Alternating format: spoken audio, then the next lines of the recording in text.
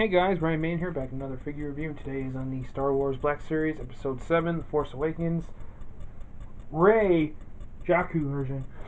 Finally got a hold of her. She's been kind of hard for me to find. She was just hanging on a peg at Walmart right after Christmas, surprisingly, so I had to snag her. Anyway, let's get one of my favorite new characters from the new movie. Let's get into the package here. It's the same one as we've gotten with all the other Black Series figures. It says Star Wars Black Series. Has the name of the character right there. Has an image of her and BB-8 right there inside. On the bottom. On the side, she has a nice gray image of her and BB-8 on the bottom there. On the side here, it says in black lettering with red trim here. Number 2 in series, it says Rey Jakku and BB-8. The new number there. On the side here, same thing. That's the name of the figure. On the back, Star Wars Black Series number 2, Rey Jakku and BB-8. And it says Rey is a resilient survivor, a scavenger, toughened by a lifetime of dealing with cutthroats of the harsh desert world of Jakku. BB-8 is the spherical, loyal astromech droid of the Resistance pilot Poe Dameron. There you go, cool. Anyway, take a quick, you can see the figures all displayed there in the package. Let's take a quick break here, get her out of the package, see everything she comes with, and detailed articulation of the figure. So here's Rey and BB-8 out of the package. Awesome figures. Her being one of my favorite characters from the movie. That does help a little bit in judging it, skewing it a little bit.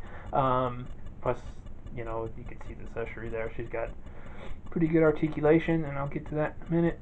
First, let's get into the 2 accessories it comes with. We start with her little buddy here, BB-8. Pretty cool, you know, nicely sculpted there. He's heavy on the bottom, so he's a ball. And let's see, for articulation, it goes up that far, it goes down a little bit side to side. Kind of a pivot there. Yeah, there you go. So, pivots around in a ball, spherical shape. Pretty cool. He's a little bit finicky to stand a certain way. He likes to roll around, so you got to get him in a certain spot. But other than that, you know, pretty cool looking. I'm happy to have him in the collection there. It's pretty cool. And as for her, let's see, there he goes. As for her other accessory here, it's her staff there. Not very crazy detailed, but it has some sculpt on it, a little bit of color. Pretty cool, and you can see it fits in her hands okay. You cannot put it over her shoulder very well. It doesn't really have a realistic take on it because the way it's made. Unfortunately, the strap is not pliable enough for you to actually get it over the shoulder very well. So you get this weird looking kind of thing going on, and that just doesn't look as good to me, so I'll probably have it how I just had it displayed earlier. But other than that, pretty cool, and I'm happy to have her accessory. Let's get into the actual figure itself now. So first off, pretty good head sculpt, I think. You know, it kind of looks like Daisy Ridley a little bit. Definitely looks like the character. She's got rosy cheeks. Painting's pretty clean on it too. Got a pretty good head sculpt. The eyes aren't really doled out or anything. So pretty cool like that. She's got her little outfit she has on Jakku. As I mentioned, this is the Jakku version. Maybe they'll show her in her other costume later on, but for now this is the one we got, and it looks pretty good. Nice pliable right here on the sides here. Got the little pants things there to her boot. Fortunately, I do have a little brown bleeding onto her leg right there in this way on this foot from this boot, but other than that, not bad. Pretty good pretty good sculpting and stuff. Not bad. Yeah, pretty cool. So let's get into the actual articulation of the figure. So for articulation, head doesn't really go up that far. It goes down. A little, not so much side to side a little bit. There's a little bit of pivot in there. Some of the hair, I think, kind of restricts it. Arms, a little 360. Single jointed elbow. But it goes in pretty well, I guess. Almost 90 degrees. Wrist swivel 360. Hinge up and down a little bit, roll the dice motion. See that there? pretty good. Up and down, side. She's got a waist swivel here. She doesn't really crunch forward or back. Legs go out this far. A little hindered by the skirt there. Kicks this far forward, that far back. She's got upper thigh swivel. Single jointed knee or double jointed knee. Pretty close. So maybe single jointed knee though. And she's got a swivel right there too as well. And ankles. And ankles don't go. Could go down a little bit up, side to side, and ankle pivot, and peg holes in the bottom of the feet. So pretty good articulation. So PB8 measures a little bit, 2 inches. It's really hard to get him to sit still, so I have to do it like this. So it's what, a little bit, 2.5 inches, top of the antenna there. So he's pretty good, and he scales well with her, I think. See that there. I don't have R2-D2, so I can't measure him like that, but I think it works pretty well.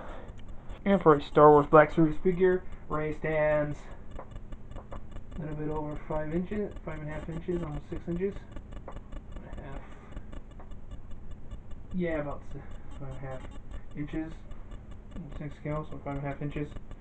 5.5, 6 inches. But let's get some size comparisons. So here she is on my Star Wars Black Series and this shelf, and my DC Collectibles Batman Arkham Knight shelf. You see her. She's shorter than the Star Wars Black Series Return of the Jedi Luke Skywalker, taller than the Empire Strikes Back Yoda, shorter than the Empire Strikes Back Return of the Jedi Darth Vader, shorter than the more exclusive Battlefront Imperial Shock Trooper Episode 7 Kylo Ren, and shorter than Captain Phasma, and the DC Collectibles Arkham Knight Batman. She's probably the same height as the Finn here. See that? She's like, oh, maybe a little bit the same height as the Finn here. So she will fit in your Star Wars Black Series display, but not your DC Collectibles Arkham Knight Batman display. It's still pretty cool. And here she is next to my Kamik Batman Returns Michelle Pfeiffer Catwoman, my Hot Toys X-Men Days of Future Past Hugh Jackman Wolverine, Toy Army Ryoko, Sideshow Collectibles Order of the Jedi Return of the Jedi Knight Luke Skywalker, Real Toys Raven Vincent Price, Sideshow Collectibles Bela Lugosi Dracula, and Sideshow Collectibles Silver Screen Foundry Army Opera. As you can see here, she is shorter than all these, so she will not fit in your Sideshow or Hot Toys display. And here she is next to my Sideshow Collectibles Lord of the Rings Fellowship of the Ring Legolas Greenleaf, Sideshow Collectibles Star Wars